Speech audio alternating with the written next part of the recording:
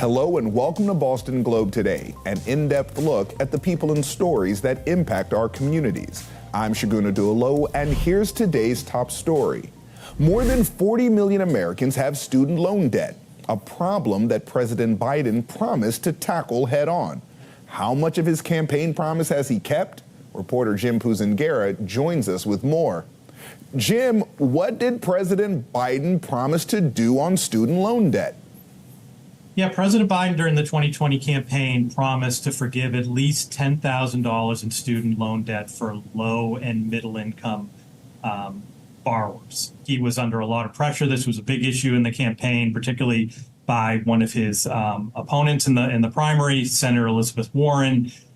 So he made that promise to do that when he was elected.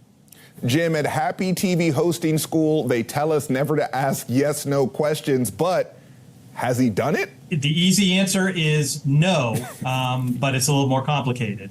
He technically did it. He created a plan that would have forgiven up to $20,000 for people earning less than $125,000 a year, but the Supreme Court struck it down.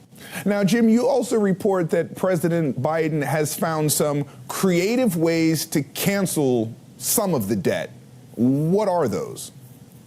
Yeah, so he basically, when the Supreme Court issued their ruling, he came out that day and said, they blocked one path, I'm going to try others. And he started expanding and improving existing student debt forgiveness plans that reduce debt based on a person's income or if they're in public service.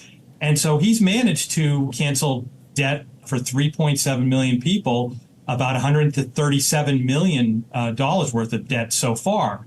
He's tried to do what he can within the authority, and actually later this month, he's going to have a rulemaking. The Education Department is going to have a rulemaking that will look to expand that even more to address people who are in financial hardship. The Supreme Court that struck down what Biden was trying to do with student loan debt is a conservative court.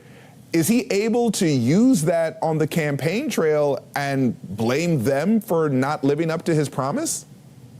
Yes, that's exactly part of what he's doing. The ruling was 6-3. The conservatives on the court were the ones that struck this down, and Biden and his supporters have lumped this together with other actions by the Supreme Court, notably abortion, as something they're blaming the court for.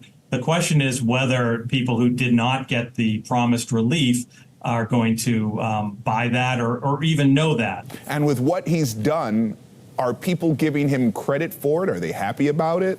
So he's getting points for creativity, for trying to do what he's doing, but he is getting pressure from people like Senator Warren, Representative Ayanna Pressley, who's also been a big player on this, to continue to push the envelope and do more. Joining us from our Washington Bureau, reporter Jim Puzangara, thank you so much. Sure, thanks for having me. And that was today's top story. For updates and breaking news, head over to bostonglobe.com.